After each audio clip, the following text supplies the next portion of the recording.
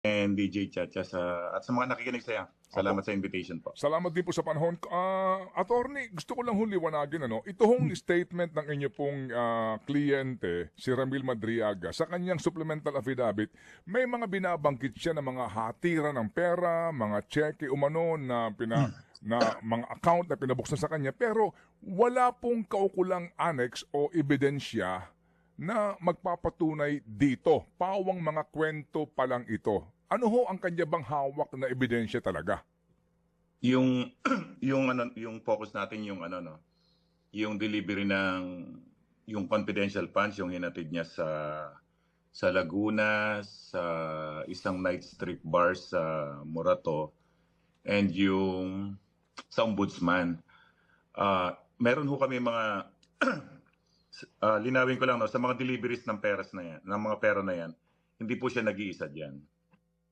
May mga kasama po siyang driver diyan, security niya, na in due time, lilitaw yung mga yan sa hearing kung sasampa sa Senado. These are living witnesses, testimonial evidence na magpapatunay na talagang kumuha sila ng pera sa area ng DepEd, hinatid nila sa Laguna, sa Quezon City, and the next day sa Ombudsman. Meron pong mga testigo diyan. Opo. May mga testigo ito si Ginoong Madriaga para dito sa deliveries ng pera sa San Pablo, Laguna, sa Nestrip po maging sa Ombudsman. Yang mga testigo na yan, sir, yan ho ba nakaugnayan nyo na mismo ni Ginoong Madriaga at nakakasiguro po ba tayo na itong mga taong ito ay magpapatotoo sa kanyang mga kwento? Nakausap ko na po yung dalawa. Although siyempre nandun yung apprehension nila for safety reasons, security. Kaya sa ngayon, ang nagsasalita lang si Ramil Madriaga. Pero nakausap na namin yan. Ilang abogado kami, nakausap namin sila. Yung isa nga dyan, yung pinsan niya, kinukwento pa niya kung gaano kagalanting magbigay ng tips si Ramil Madriaga. Pag may mga deliveries sila, ever since pa, nung panahon pa ni former president, na pag may mga pick-up deliveries ng pera, talagang binibigyan din yung mga kasamahan yung mga driver security po. Well, may statement si dating Ombudsman Martires na sabi niya doon sa main affidavit, kasi ito'y supplemental po na kanyang binasa, may inconsistency daw sa delivery ng pera sa Ombudsman. May sinasabing yung unang sasakyan daw po, Vios, sasakyan nung isang abogado, no? Yung Ryan doon sa Ombudsman, and naging red Mazda. Sinasabi niya, may mga butas nga daw po sa statement na ito. Ano yung pahayag doon? Actually, kababasa ko lang nung affidavit dated November 29, 2025. Naguguluhan lang ko si former ombudsman. Yung sinabi ho dun sa unang salaysay is nag-deliver ng pera sa ombudsman. Wala hong sinabing bios doon. Iniwan yung sasakyan, nilagay yung susi sa gulong, sa kaliwa, sa harapan, then umalis na sila. Yung sinasabing bios, malinaw doon yung next paragraph. In another occasion, napag-utusan si Ramil na mag-deliver ng pera, I think hindi ko hawak yung document, no? Na mag-iwan ng documents ng pera sa isang sasakyan sa, I think, Mega Mall na may laman 80 million pesos.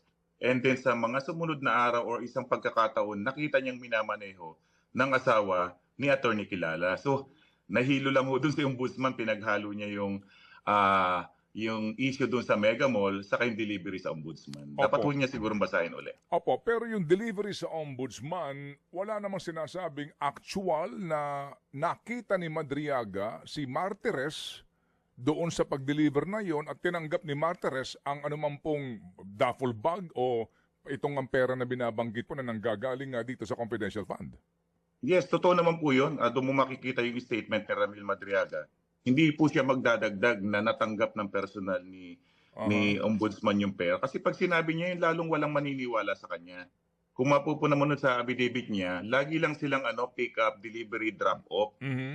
You don't expect ombudsman Martires na bumaba at abutin kay Ramil Madriaga. Abogado yan, ombudsman yan. Hindi naman ganung kabobo ang isang ombudsman para tumanggap ng pera sa isang taong sinasabi niya hindi kakilala. Kaya ang statement, iwan sasakyan, iwan susi. Well, never hong sinabi ni Madriaga na pag nag-aabot siya sa isang senador or sa isang congressman, nakikita niya tinatanggap ng personal. Ano Bakit? lang ho yan, Oo. execute, iwan ng pera. Ganun kasimple lang ang sinasabi niya. Ba't meron bang inabutan siyang congressman at senador? Meron ho siyang mga kwento noon na mga iba pa nung panahon pa ni Duterte pero siyempre hindi na po siya relevant sa mga Aha. sa impeachment. Mhm. Yun lang ho ang sistema nila pag may inutos si Duterte na i-deliver ang pera, either iwanan niya sa parking ng kondo, iwanan niya sa ombudsman. Sabi nga niya, attorney, pag nag-iwan kami kasama na kotse diyan, sa'yo na yan. So ganun na setup. So he never claimed na inabot ng personal kay ombudsman. Walang Mm. maniniwala doon na Mhm. imagine sa opisina niya bababa si ombudsman sa parking lot para kunin. So Mhm. hindi Opo. makatwiran yung ganun sasabihin. Kaya nga, ang sabihin lang yung totoo, hindi na kailangan magdagdag pa ho. Opo, opo. Sige po. So, relevant nga sa impeachment kaninyo no, ng mga kaso, ng mga sitwasyon at insidente ang dapat na binabanggit nitong si Madriaga. Pero bakit po dito may mga pagbabanggit na wala namang kaugnayan sa impeachment complaint lamang kay VP Sara, gaya po nitong mga sinasabi na bubukas daw po ng mga account sa mga bangko ng ilang pong people close to PRRD. At sinasabi nga daw po, ginamit siya ang kanyang pangalan at nakapagbukas ng mga accounts sa China Bank Legazpi Village, Makati, Main sa Makati, diyan sa Ayala sa Makati, etc. Oo, alam mo yan, nung ginawa yung salaysay na yan, malawak yan, napakaraming usapin dyan.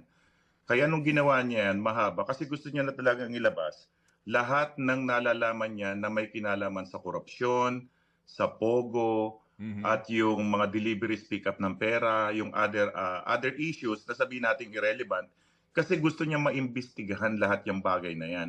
Mas mahirap naman na nagagawa uli siya ng panibagong salaysay tungkol sa mga bank accounts, tapos the next week magsasabi ng salaysay about doon sa mga pagiging dami niya or Mhm. yung mga pondo na galing sa kay Lin Weixiong. So mas mabuti yung isang supplemental affidavit na marami yung issues. Bakit? Kasi pag gustong patunayan ni Ramil na ganyan siya kalapit sa Pangulo, insider siya, parte siya ng sistema, lalo na ni former president, pagkatiwalaan ka ng daan-daang milyon, that will corroborate yung trust na binigay sa kanya nung dating Pangulo. Sa impeachment, of course, may separate paragraph dyan, Mhm. pero pag binalidate mo yung sinasabi niyang 25 million kung binigyan siya ng cash, 25 million pambili ng motor, Mhm. hindi ka maniniwala, di ba? Sabi mo, motor, asa na resibo? Mhm. Ted, nakakuha na kami ng mga ORCR ng mga Harley sa kanang Ducati. Talagang meron siyang rehistro na bumili siya ng motor in cash. Siguro susunod na isasampi na dyan in due time yung mga records doon sa dealership kung paano binayaran ni Ramil because he claimed cash yung namimili ng mga motor. Opo. Apat na motor yon high-end. Oo, So, oo. Pero na-validate na ho namin yan, yung mga purchases ng motorcycle na yan. Ang susunod namin i-validate yung mga purchases ng mga kotse, mamahaling kotse, na kung tutusin, wala naman siyang hanap buhay na na maayos, di ba? opo. So, Pero inaamin naman opo, niya na pag opo. may mga bigay sa kanyang pera, siyempre, may mga naitatabi siya dyan, Opo, may pero mga sir, sobra. ang Opo. claim nga po din ng iba, ng kabilang kampo nga, bibili ka ng motorsiklo o namang kotse, pero anong kaugnayan noon kay VP Sara o maging sa dating Pangulo? Anong mag-uugnay sa kanila doon? Maari Well, kasi daw po, ang claim po ng kampo ni VP Sara, alleged po, ang inyong kliyente, kidnap for ransom ang kanya umanong racket. Kumikita yan sa kidnapping, kaya may pera siya. Yun po ang alleged po ng kabilang kampo, attorney. Opo, wala hong dapat maglabas yung kabilang kampo ng proof na naging guilty si Madriaga sa kidnapping activities, no? Ang Mm-mm. ruling ng Supreme Court doon sa 2003 case niya is that sabi ng Supreme Court, the trial court erred in convicting Madriaga. Oo. He should be commended rather than condemned kasi nga siya pang naging susi kaya nahuli yung kidnapper at na-rescue yung mga biktima. So wala hong conviction yan kahit siguro slight Okay. physical injuries, wala Opo. ho silang mapapakita. Ang tangi lang nakukut nung kabilang kampo, yung mga news report daw ng PNP na Madriaga belongs to the notorious kidnap for ransom. Ted, Mm-mm. alam mo yan sa media, yung optics na neutralize na ang kidnap for ransom, pang media lang yan eh. Pero when you go to court, sige nga magpresenta ka Mm-mm. ng report na na-convict sa kidnapping, wala. Pang ano lang Opo. yon yung mga salisay ng PNP na top 5 most wanted. Opo. Pagdating sa korte, iba yan, di ba? Okay, So, sige. Opo. ang newspaper report lang ang kinukote nila, Ted. Sige po. Attorney, akanin nyo, no, yung mga ibang kwento po sa kanyang affidavit ay pagpapatunay kung gaano ka-close, no, ang inyong kliyente kay Pangulong Duterte. Pero sa mga annex po na aking, baka lang kulang ito, pero sa lahat ng annex na amin pong na-print, bahagi ng affidavit ng inyong kliyente, ni isang picture with the president, former president, wala naman dito, kundi lang, well, yun po, no, yung kanyang isip na, na grupo at ilang pang mga pangangampanya na ginagawa during the time of the campaign. Tinanong ko rin po yan sa kanya. Ang utos sa kanya is discreet, behind the scene ng operation. Hindi ho siya mahilig mag-selfie katulad ng ibang mga abogado, ibang mga personalidad, makakita ng congressman, senador, panayang selfie, panang post. Hindi ho siya ganong mag-operate. Dahil ang sinasabi sa kanya, sa likod ka lang, hindi ka dapat basta nakikita. Dahil iba nga yung galawan po niya. Yun ang paliwanag niya sa akin yan. Kaya never ho siya nagpo-post na kasama niya lagi ang presidente. Hindi raw ho siya makakagalaw sa ganyan. Kaya nga ho, kahit isang record, wala kang makikita na pumasok sa gobyerno as an employee talaga. Special operation po yung ginagawa niya eh. Okay. Kung may utos, Opo. implement. Ganun lang lagi siya. Opo, may sinasabi po siya dito, no, na ika niya, yung mga accounts na binuksan sa pangalan niya, opened by people close to PRRD. Who are these people, attorney? Ano po yan eh, tinawagan siya ng PRRD, may nabuksan ng bank account sa pangalan mo sa ganyang mga bangko, papasukan ng pera yan, mag-withdraw ka. Of course, we don't expect PRRD himself to open the bank account.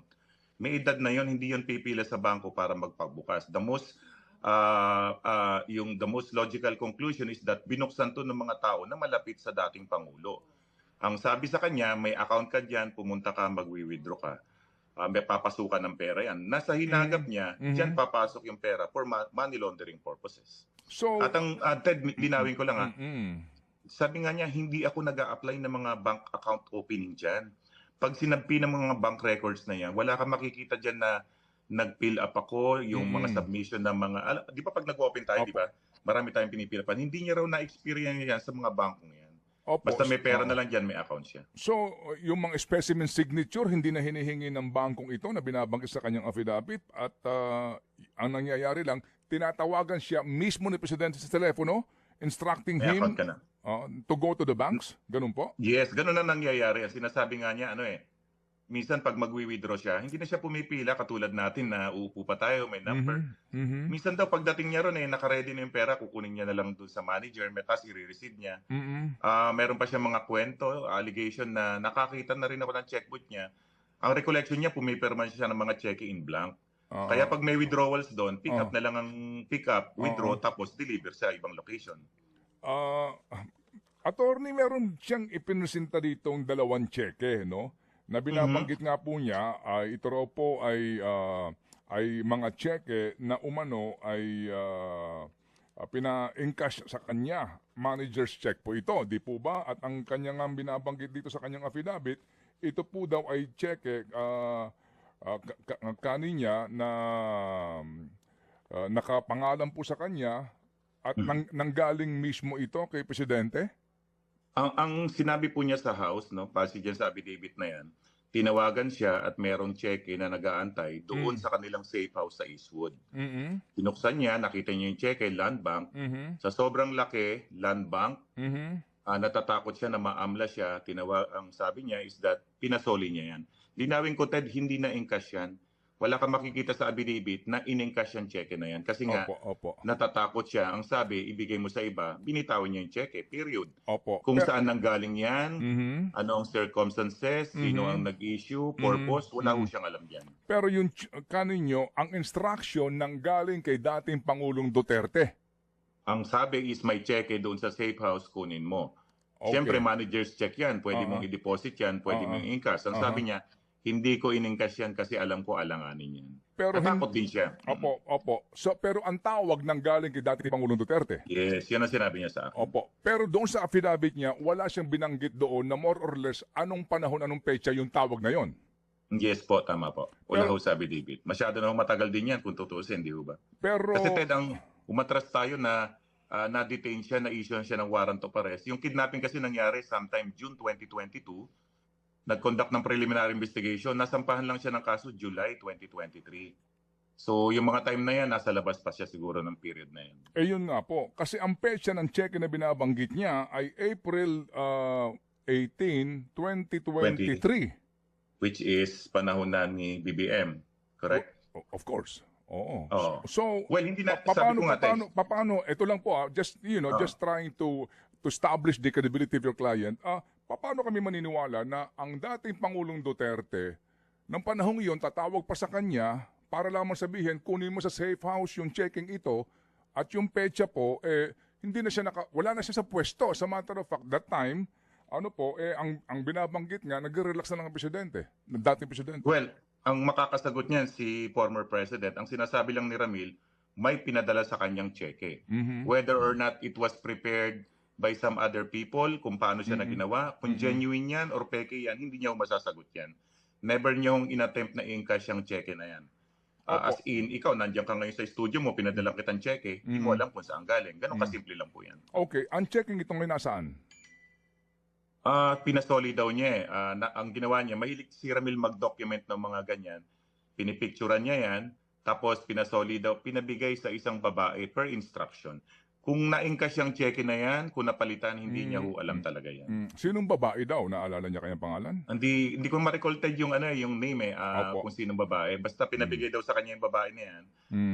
Ayaw niya kasing galawin yung cheque na yan. So linawin ko, hindi na-encash yan. Opo. Contrary doon sa ginawang computation ng isang members ng committee na kasama yan doon sa mga dumaang pera sa kanya. Hindi po na-encash yan.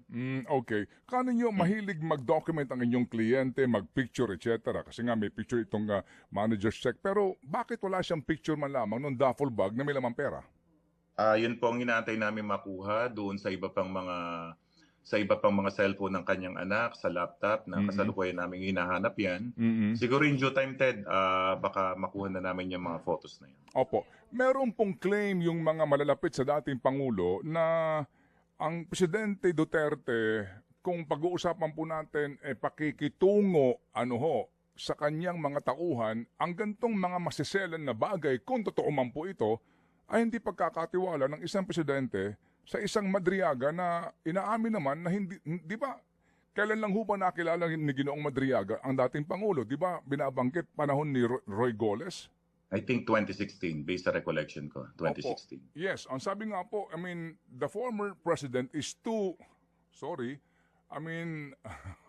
kumbaga, too wise to be, to handle all of these things na pauubaya mo sa hindi mo naman talaga tao. Parang ganun po sinasabi nila. Actually, yung mga nagsasabi niyan, opinion lang nila yan. No? So, wala naman sila sa circle kung ano yung lalim ng mga inutos, yung mga pinagawa ng dating presidente kay Madriaga. Part lang yan ng mga attack sa karakter na imposibleng gawin ng dating presidente yan.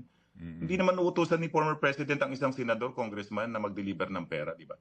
Yung mga ganyang gawain na alam nating illegal, inuutos yan dun sa ating mga trusted people.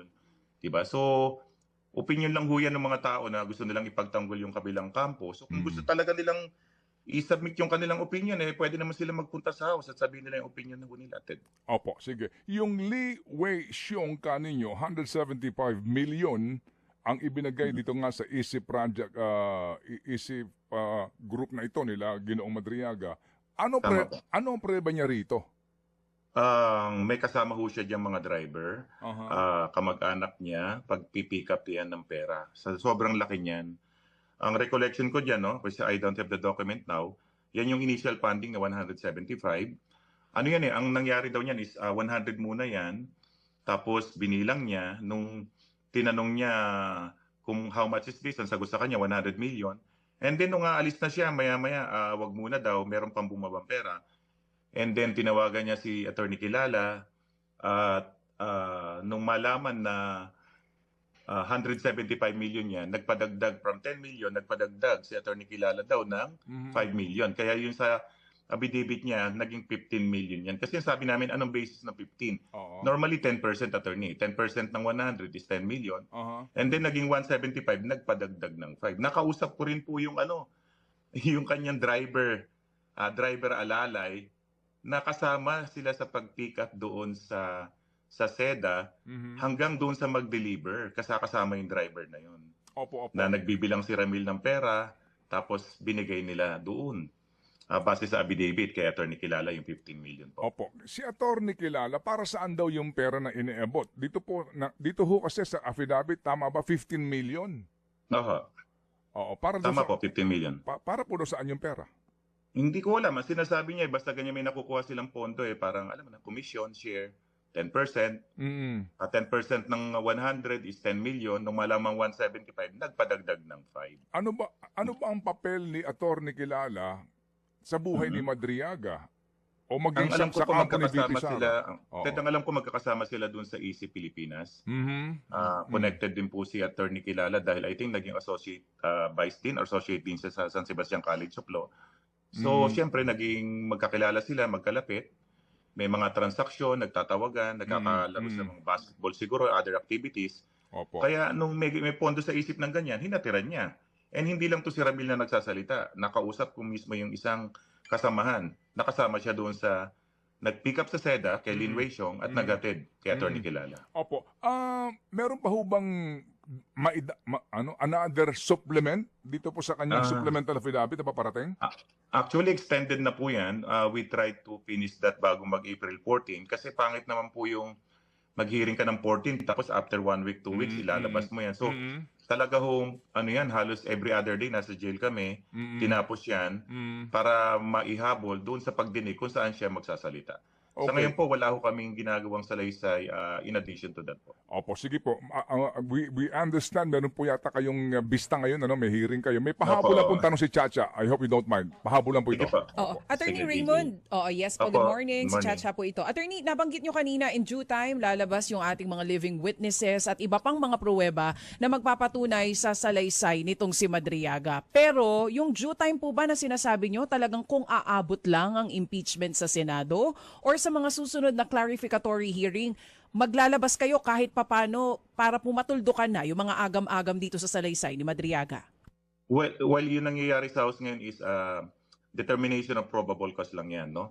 Sa pananaw ng isang ordinaryong citizen, mayroon bang sapat na basehan na tumuloy ang kaso sa Senado. Hindi naman to lahat presentation, lahat ng documentary testimonial evidence. And nagkaroon dito, nagamit po itong salaysay ni Ramil na November 29, 2025 as part of the impeachment. Hindi naman po siguro tama na lahat ng witnesses namin dalhin namin sa Kongreso. Kasi nga, ang analysis dito namin, sige, sinisiraan niya yung character ng tao. Sige, alisin natin si Madriaga. Isang tabi natin si Madriaga. Sa unang pandinig, ang daming lumitaw, di ba? Yung mga signature, yung mga fictional character, tinanggi ng PSA, yung mga signature, sinabi ng NBI Question Document Examiner, 36 acknowledgement receipt, mga 7 tao lang gumawa. Yung notice of COA disallowance, yung mga bagay na yun, titindig na yun di ba? Kasi pag pinuntahan ni BP Sara yung avenue na pinamigay ang pera through this fictional character, sabi ng COA, hindi totoo yan, disallowed. Kaya nga yung 125 million na confidential funds, I think, ng OBP, di ba? Dinisallow yung 73 million. Ibig sabihin, mismong COA hindi naniwala. So, dapat ibalik ni BP yon unless i-appealan nila sa Court of Appeals o sa other courts yung ruling ng Court of Appeals na yon. So, problema niyo si Madriaga, sige, mag-excuse ka muna. Sasampa pa rin yan dahil sa dami ng documentary evidence na nagpapatunay na yung paggamit ng confidential funds unsupported, hindi napatunayan yung mga recipient, tapos hindi ma-prove na confidential activities. Imagine, confidential funds, bibili mo upuan sa kalamesa, di ba? Printer, computer, Yes po. groceries, supplies. Yes, Sabi nga attorney. namin, ano ba itong mga agents na to? Mga operational agents na to, yes po. puro pagkain na lang ginagawa nito. So, Attorney, si sige po. Madriaga, ganun na lang. Yes, ma'am. Sige po. So sa madaling salita, hindi na po kayo maglalabas pa ng additional evidences unless umabot na nga po ito sa Senado. Last na lang po, attorney. Opo. Para sa mga nagtatanong